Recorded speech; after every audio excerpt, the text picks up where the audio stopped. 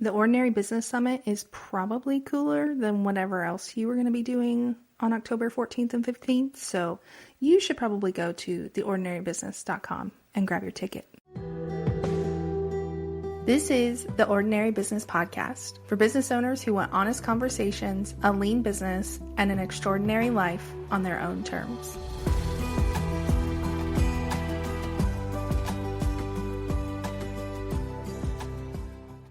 Brionna, what is your favorite thing to listen to during workouts? I have two.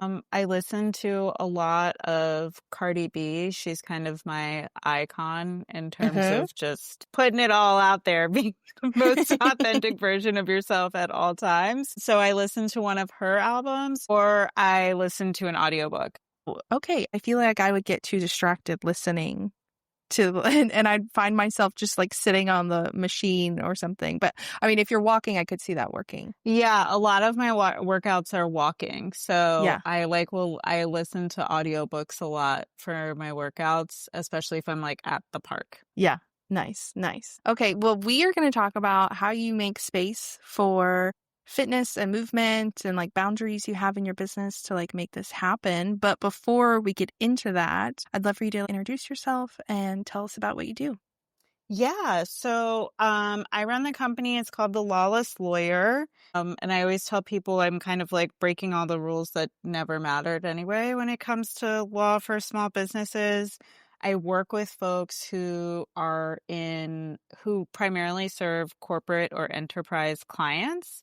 And I help them like identify, first of all, just like growth strategies for their business, but then help them understand how contracting strategy, particularly with those types of clients, can support and like directly influence the growth of their business. Because there's a lot of nuance that people don't understand that I just have from, in-house counsel life and then being one of those types of consultants myself. Yeah. Very interesting. Okay, so switching gears, talking about fitness, let's start with how did walking become more than just exercise for you? Yeah. So first of all, I have a very active background. I played sports in college.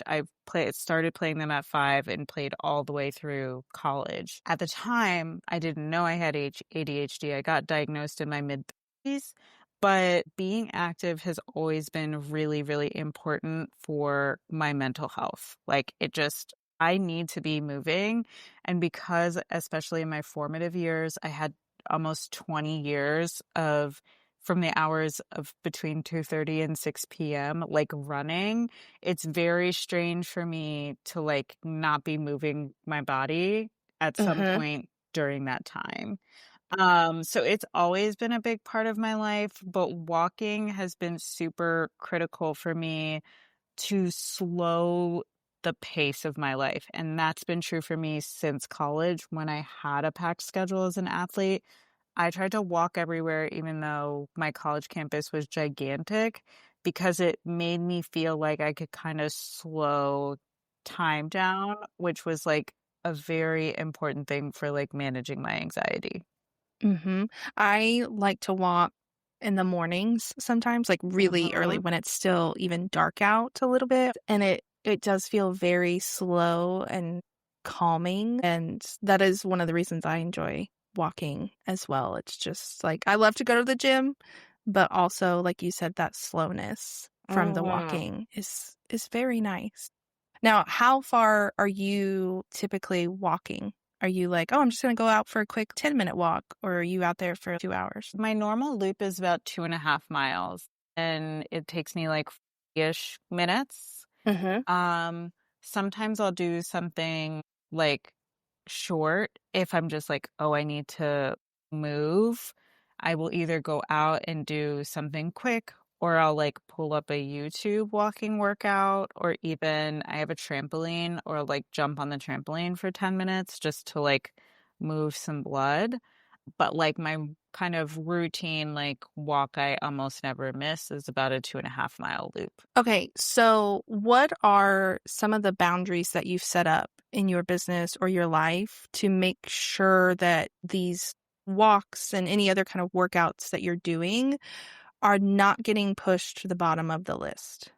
Yeah. So the biggest one is probably I have a pretty strict limit on meetings. I don't do morning meetings. So if it's like before lunchtime, I'm not talking to you. Like that's my time to do whatever I want.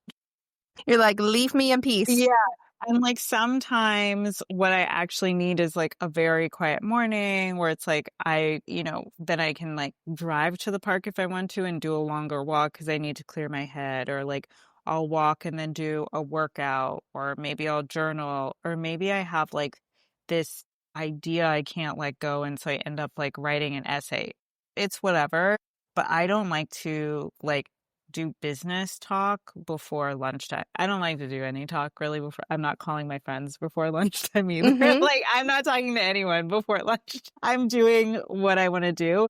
And that boundary has been huge for me in terms of creating space for workouts as well. I just do better when I move in the morning. And if I'm not trying to like choose between a meeting and a workout, I find like I'm gonna be more likely to get my movement in. Mhm. Yeah.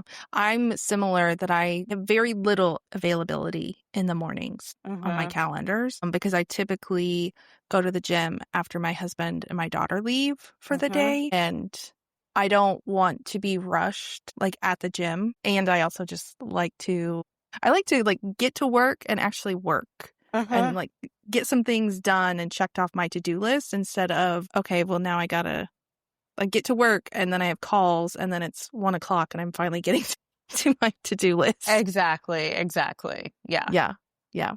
Now, you've talked about how fun, exciting work that we enjoy can make it harder to step away. I know you said it's really ingrained in you, so I'm sure that's part of it, but how do you remind yourself, like, movement is part of the work and part of sustaining yourself and not just this, like, extra thing that's on your list for the day? So I have this really interesting thing with work. I think part of it is ADHD and part of it is just how I am, which is that I can like almost have these kind of like manic episodes where work is the most exciting thing I've ever heard about. And I like can't quite turn my brain off of it. And I can stay in that for like a few weeks at a time. And it's a very fine line of me learning how to like kind of ride that high because I know it's only going to like last so long without like, taking myself out health wise. Mhm. Mhm. So, what's interesting with that is during that time, I usually find myself committing to harder workouts. I'm not an intense workout girly. I really am like, I love to walk. I love to do Pilates classes. And I like will weight train like once, maybe twice a week. And I do it all with YouTube people. Like, I'm not going to the gym. Like, I'm over the gym. I've spent Mhm. years there. But during that time when work is exciting, I tend to like lift a lot of weights for like energy expenditure. And Mhm. then what I do is I commit to slowness in my evening. So Hmm. not workout related, but I do like during that time have a like phone off rule, like phone off maybe by like 8 or 8:30. And I Mhm. often end up closing my night with like a yin yoga class on Nice. YouTube to like really to like help my body take its adrenaline down because like during that time like the adrenaline will like pump 24 hours a day unless like give it a legit signal to stop. I'm curious, like, when you've noticed kind of these, like, manic episodes, all this excitement about work, did you automatically kind of like, "Oh, I'm just gonna start lifting a little bit more or doing harder workouts during this time?"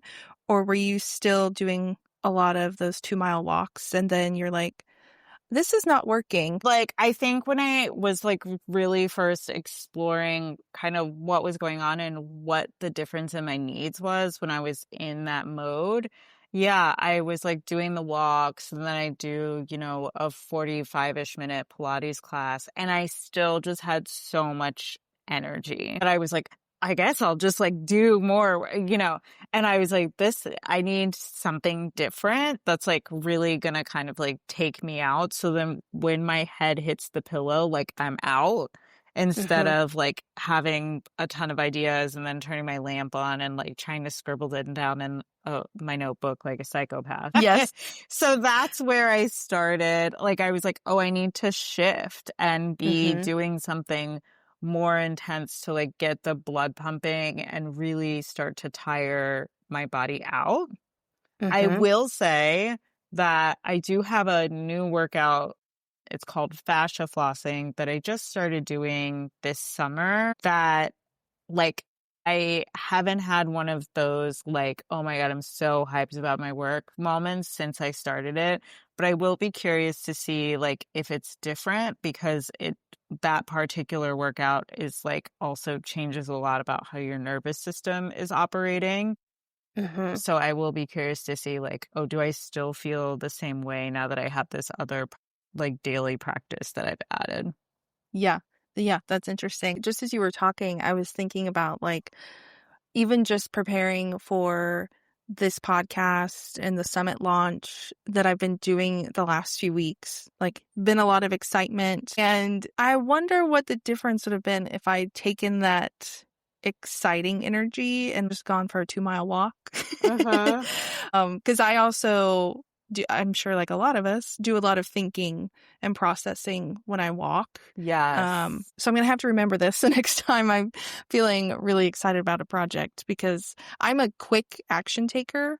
And so when I get an idea, I'm like, let's sit down and set up the sales page and like launch this thing, which is good, for not letting things like sit too long and waiting to take action. But I'm also like, would it be good for me to get some of that energy out and think through things instead of going immediately into launch mode? It's challenging. I don't know what your experience is, but mine is by the time I get clear about what it is I want to do, it feels like I've been waiting so long for my brain to kind of like sort it out that I'm just Yes. like, I'm like, finally, like, it's like I tell people because I pivoted my business at the top of this year, but I tell people like, I was waiting for clarity about that pivot since like September of 2024. And I Hmm. didn't get the clarity until beginning of February 2025. So then I just went into manic mode and like launched the new business and direction at the beginning of April because I was like, finally. Hmm. You're like, this is what I was wanting. Yeah. Yeah. Yeah. Do you also find, like, with that, in that season of waiting for that clarity and trying to figure things out, do you also find that you lean into more workouts or walking to try to work out some of that kind of confusion, wanting that anxious clarity? Like me, that's again me like wanting to process. Sometimes I'm like, I need a good road trip where I can just stare at the road for 4 hours and like think all of this out. Did you find that you were doing a lot of walks trying to like process everything? Or, I definitely walked a lot more. We had a lot of snowstorms here last winter that were like, the lingering ones where it's so mm-hmm, cold the snow's on the ground for like a month type thing. And I just remember being like, did they do the sidewalks yet so I can like get outside? Like it just like is antsy type of energy that I need to get out and also really need the fresh air even if it's freezing outside. So yeah, that was definitely the case. yeah, I get that. Okay, I'm going to talk about maybe some guilt or like pushback that you have with yourself that comes up when you are prioritizing your movement or fitness instead of like, oh, I could work another hour or squeeze in another project or whatever it is. Because I imagine there are a lot of people out there who are like, well, I'm building this business and I got to work. And so that will just have to wait for later. Maybe I'll do it after work. And then they just keep working or they're too Mhm. tired at the end of the day. Do you have guilt? Do you experience that? How do you work through that? So I don't really have guilt, but what I will say about that, and probably why I don't have it anymore, is there's this really weird thing that happens, especially for people who used to work full-time jobs who now work for themselves, where we don't have any concept of like being able to essentially set our own schedules. You sort of Mhm. autopilot into that 9 to 5 Mhm.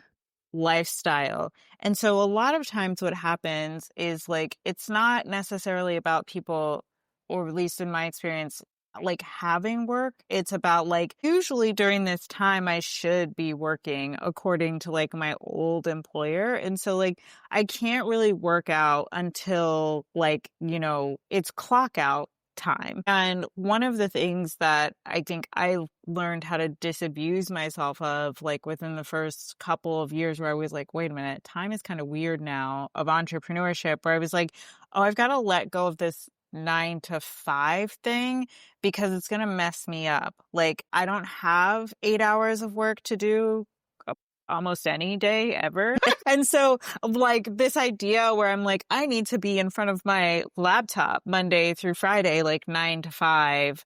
I need to let that go as soon as possible because it's limiting, like, the flexibility that I wanted in my life and why I became an entrepreneur in the first place. I'm very guilty of being like, "Oh, well, I kind of am at a stopping point. It's a random Tuesday afternoon at 1 o'clock. I could work ahead on this. I could work," because Uh-huh. it's like that.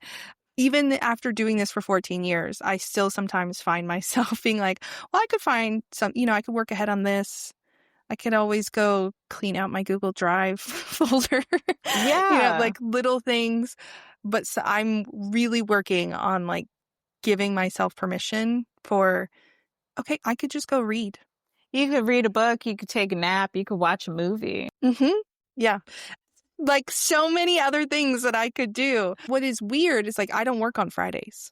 I've not worked on Fridays for 10 years now.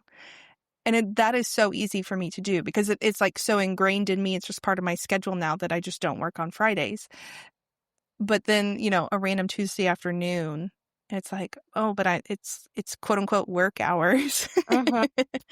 So I think a lot of us need to adjust kind of those expectations on ourselves. And like you said, I think it comes from working in our previous jobs, and we're just kind of like, well, this is what everyone else does. Everyone else in the world is working 9 to 5, and so I guess I should too. Yeah, I think that's where more of the guilt comes from of like, I Hmm. thought, like, shouldn't I be working?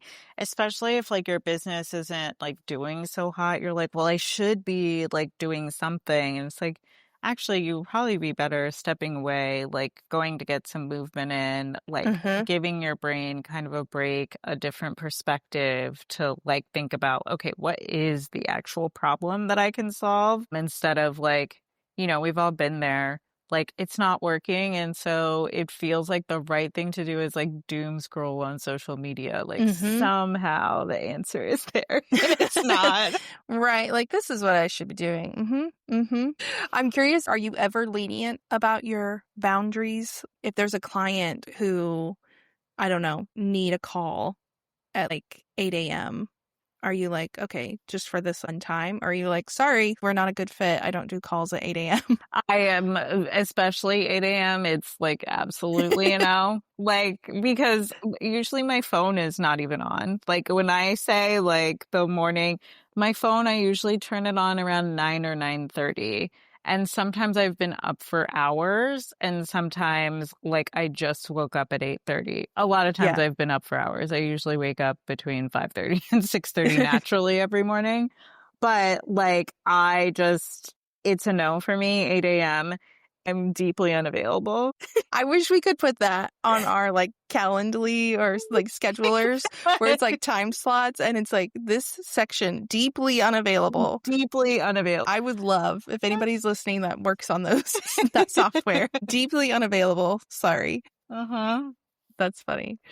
Okay, so for someone who is listening who maybe wants to work on like building more movement, fitness, walking, whatever into their day, what would you suggest they start with when it comes to boundaries in their business? I still think meetings are like number one because they are the thing where it's like not just the time slots people can book meetings, but also like the advance time. Like, I know of people who are like, yeah, someone can book a discovery call within like if they can book a meeting for 3 p.m. at 1 p.m. And I'm like, that is crazy. Mm-mm. No. I'm like, that is insane to me. Like, I need to be able to predictably look at my calendar for like the next at least day, but more like Yeah. 2 days and know it's not going to change meeting wise. Like, I just think those kind of curveballs people are willing to throw themselves and like how accessible people make their calendars to potential clients, potential collaborators, whatever can really get in the way because you're like, oh, what if I step away and it turns out this person, like, it creates a whole mentality. It's not just about how soon people can book meetings, but it's also a mentality of like, what if I step away and then this person is trying to get a hold of me and blah, blah, blah, blah, blah. So I always think like calendar access and limited meeting access is like the number one boundary in business for anything, but especially like for movement. Mhm. I agree. I know there are a lot of people who are like, "Oh, I'm ready to jump on a project," and I just like I want to be the right fit for you because we've connected on social or something and you actually know me and you're like, I specifically want to work with Jess. I'm not looking for the clients who are just sending out mass emails and being like, whoever's the first to respond and can do a call today and get started tomorrow. In my experience, like they are the worst clients, Mm-hmm. like by light years. And Yeah. I think because I have a background in like very high stakes crisis, like litigation, whenever people are like, it's the end of the world, I'm like, it's not. It's really not. Like, I'm actually super familiar what the end of the world feels like from like a business perspective. And I just have to tell you, the cliff is not even in sight for you. You're Mm. good. You're good. You're good. You're good. This has been super helpful. I love just how clear cut your boundaries are and the way that you make space in your calendar and your day for movement. Where can we connect with you online to learn more about your business? Yeah. So I am on Threads at the_lawless_lawyer. Same for Instagram. And then I'm on LinkedIn at Brionna Ned, or you can just go to the website, thelawlesslawyer.com. If you're into the boundary stuff, I have a personal blog that I keep called Sustainable Cadences, where I talk about how I've learned to kind of relate to time and just sort of shape my life as an entrepreneur outside of the normal kind of like 9 to 5 capitalism constraints. And it's Sustainable Cadences. Awesome. I will link all of that in the show notes for you guys. But thank you again for being here. Yeah, you're welcome. Thank you for having me.